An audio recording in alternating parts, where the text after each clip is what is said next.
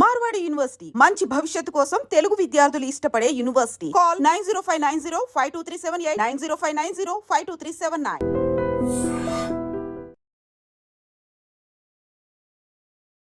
నమస్కారం, మన ఆయుర్వేదం ప్రోగ్రామ్కి అందరికీ స్వాగతం. సో ఈరోజు మనతో ఉన్నారు వంటింటి చిట్కాలకు కేరఫటర్స్ అయిన చిట్టిబొట్ల మధుసూదన్ శర్మ గారు. సో వెయిట్ లాస్ గురించి చాలా ప్రయత్నాలు మనం చేస్తూ ఉంటాము. ఎట్ ద ఎండ్ అందరూ అంటే ఒక 100 మెంబర్స్ తీసుకుంటే 80% ఫెయిల్ అవుతూ ఉంటారు. ఎంతో కష్టపడితేనే ఒక 20 మెంబర్స్ సక్సెస్ అవుతూ ఉంటారు. సో ఇది ఎందుకు జరుగుతుంది, అసలు వెయిట్ లాస్ అవ్వాలి అంటే మనం ఏం చేయాల్సి ఉంటుంది తెలుసుకుందాం. నమస్కారం అండి. నమస్తే. వెయిట్ లాస్ అవ్వడానికి ట్రై చేస్తున్న వాళ్ళల్లో చాలామంది ఏంటంటే ఒబేస్ ఉన్నవాళ్ళు లేదా రిలేటెడ్ వేరే ఇష్యూస్ ఉన్న వాళ్ళు కూడా ఉంటారు కదా. సో వాళ్ళందరికీ కూడా వెయిట్ లాస్ అవ్వడానికి మీ వైపు నుంచి ఏం చెప్తారు? గత చాలా కార్యక్రమాలు కూడా నేను చెప్పడం జరిగిందమ్మా. సో అసలు వెయిట్ పెరగడం అనేది సర్వసాధారణంగా 90% మందికి పైగానే పరిమితికి మించిన అవసరానికి మించినటువంటి ఆహారం తీసుకోవడం వల్లనే వెయిట్ గెయిన్ జరుగుతుందమ్మా. సో అందుకే దీన్ని ఒబేసిటీ అంటారు.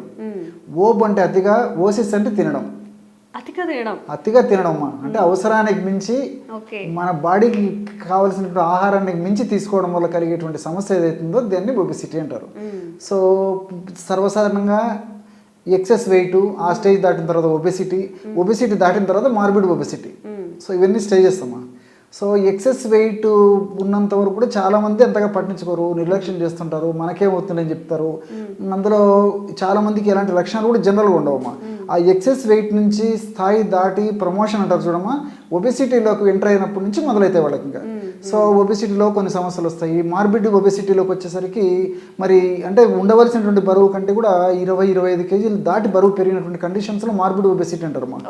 సో వాళ్ళకి ఒబెసిటీ స్టేజ్లోనే మరి బీపీలు, షుగర్లు, హార్మోనల్ ఇంబ్యాలెన్సెస్, మోకాళ్ళ నొప్పులు, తర్వాత ఈ మెదడుకు సంబంధించిన సమస్యలు కలిగితే మార్బిడ్ ఒబెసిటీ వచ్చేసరికి సమస్యలు మరింత జటిలమయ్యేటువంటి పరిస్థితి ఏర్పడుతుంది.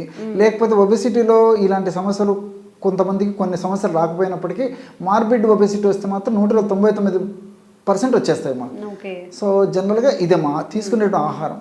రెండవది ఏంటంటే మనకి సెడెంటరీ లైఫ్ అయిపోయింది. సో కూర్చొని చేసేటువంటి పని, చిన్న పిల్లల నుంచి పెద్దల వరకు తినడం కూర్చోవడం.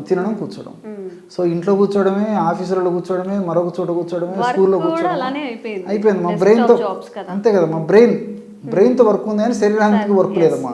సో దీనికి తోడు అంటే 4 గోడల మధ్యలో జీవితం. సో ఏసీ ఎఫెక్ట్ కూడా, సో ఎయిర్ కండిషన్ మీద ఉండలేటువంటి పరిస్థితి ఏర్పడుతుంది. సో ఇలాంటి అనేక రకాల కారణాల వల్ల యాక్చువల్గా ఈ వెయిట్ పెరిగిపోవడం విపరీతంగా జరిగిపోతుందమ్మా.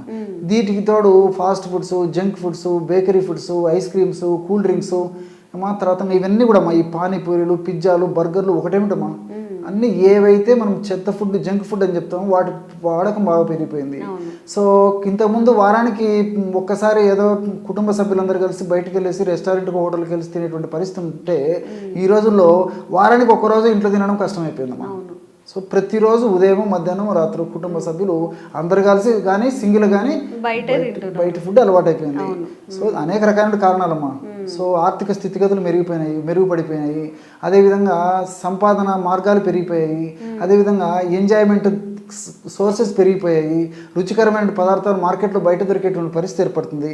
సో ఇవన్నీ వీటి కారణాల వల్ల తర్వాత ఫంక్షన్స్, తర్వాత పెళ్ళిళ్ళు, పేరెంటాలు ఇలాంటివన్నీ మధ్యలో తోడవుతుంటాయి.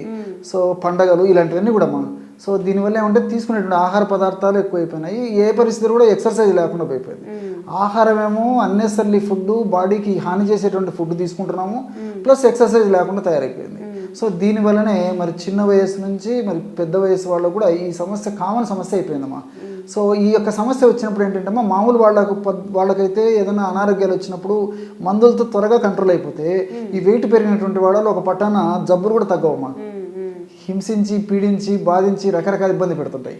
సో బెత్తెడు నారిక కోసము మనం ఇంత ఉరుగుతలుగుతున్నాము, అరువులు చేస్తున్నాం కానీ ఇంత పెద్ద శరీరాన్ని గురించి ఆలోచన చేసుకోలేకపోతున్నాం అమ్మా. కేవలం అక్కడ కొంచెం మాడిఫై చేసుకోలేకపోవడం చేతనే ఈ సమస్యలు కలుగుతున్నాయి.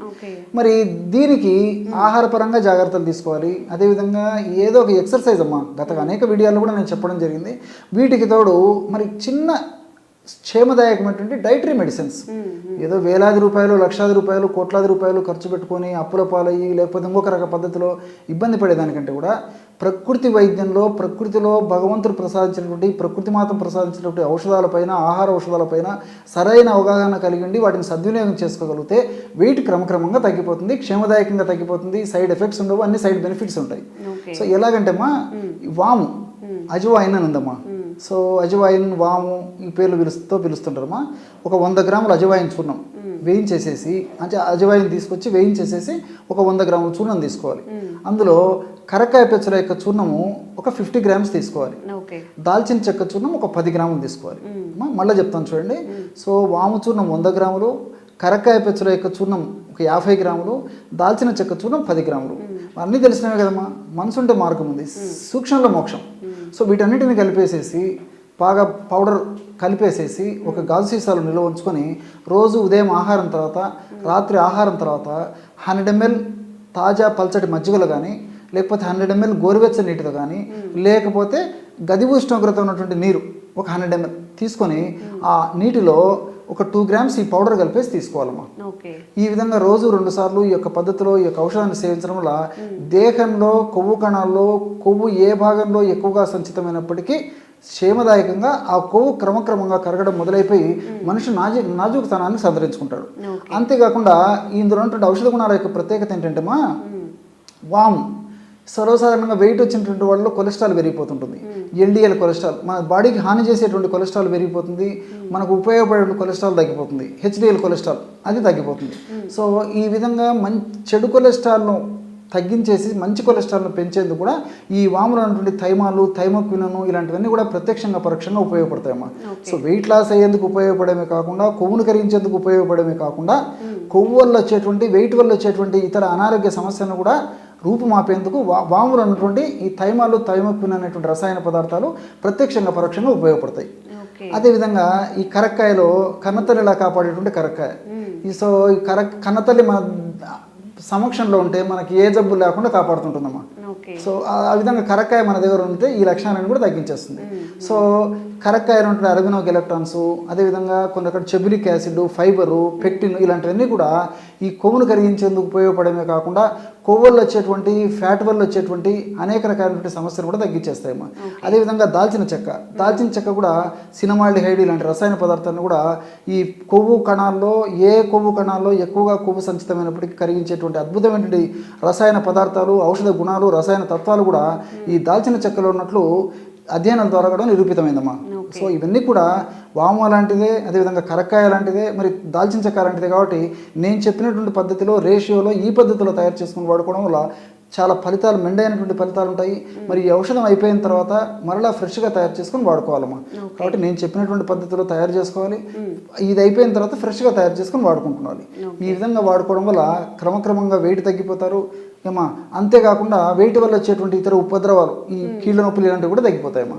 ఓకే సార్, అయితే చాలా మందికి ఎంత హెల్దీగా ఉన్నా కూడా బెల్లీ ఫ్యాట్ అనేది చాలా ఎక్కువ మందిలో ఉంటుంది. మరి ఈ బెల్లీ ఫ్యాట్కి పైపూత మందుగా కానీ, లేకపోతే ఏదైనా ఆల్టర్నేట్ మెథడ్స్ ఏమైనా ఉన్నాయా తగ్గించుకోవడానికి?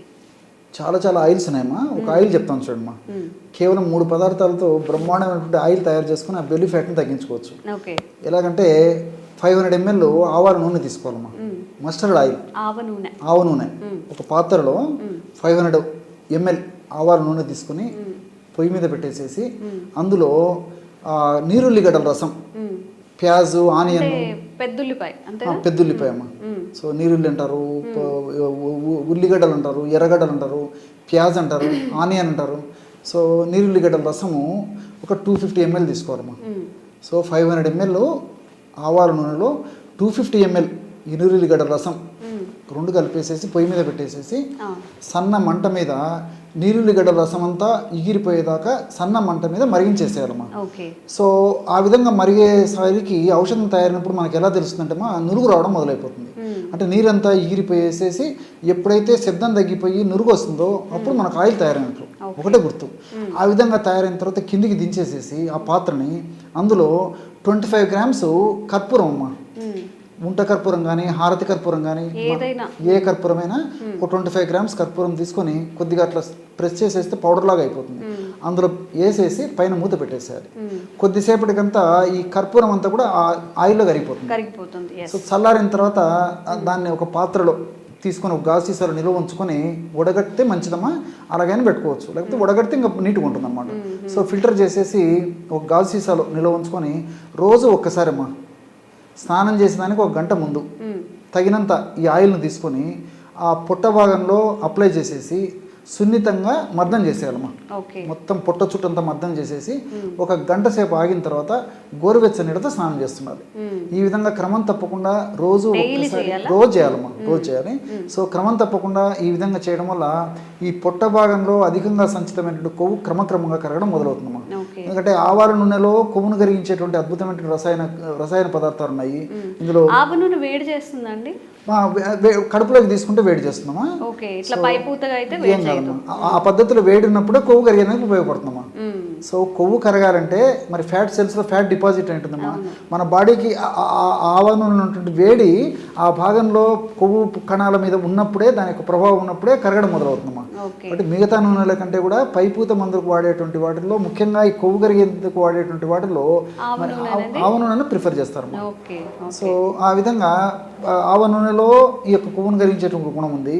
అట్లే నీరుల్లిగడ్డల రసం, నీరుల్లిగడ్డల్లో కూడా మరి కొవ్వును కరిగించేటువంటి అనేక రకాల రసాయన పదార్థాలు ఉండడం చేత అది కూడా కొవ్వు కరిగేందుకు ఉపయోగపడుతుంది. ఈ కర్పూరం ఏం చేస్తుందంటే కొవ్వు కరిగేందుకు ఉపయోగపడమే కాకుండా ఈ ఆయిల్ చాలా స్పీడ్గా, సమర్థవంతంగా, వెంటనే శీఘ్రంగా, త్వరితగతిన పనిచేసేందుకు ఇది చాలా ఫాస్ట్గా పనిచేస్తున్నాం. సో కర్పూరాన్ని కూడా వాడుతున్నాం కాబట్టి మరింత ఫలితం శీఘ్రంగా ఉండేందుకు ఈ ఆయిల్ ఉపయోగపడుతుంది. కాబట్టి మరి రోజు వాడుకోవచ్చు, క్షేమదాయకంగా వాడుకోవచ్చు. Sir, one life lesson what medicine has taught you. Whatever you can do without expecting.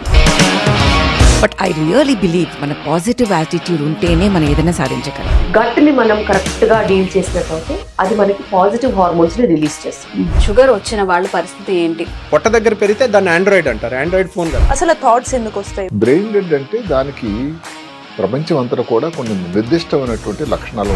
మానసికంగా ధైర్యంగా ఉంటే క్యాన్సర్ జయించవచ్చు. You are a doctor for a cause sir, అంతే. వాళ్ళకి వచ్చిన ఆదాయం కాకుండా ఫ్రీ సర్వీస్ ఎంతమందికో చేస్తుంది.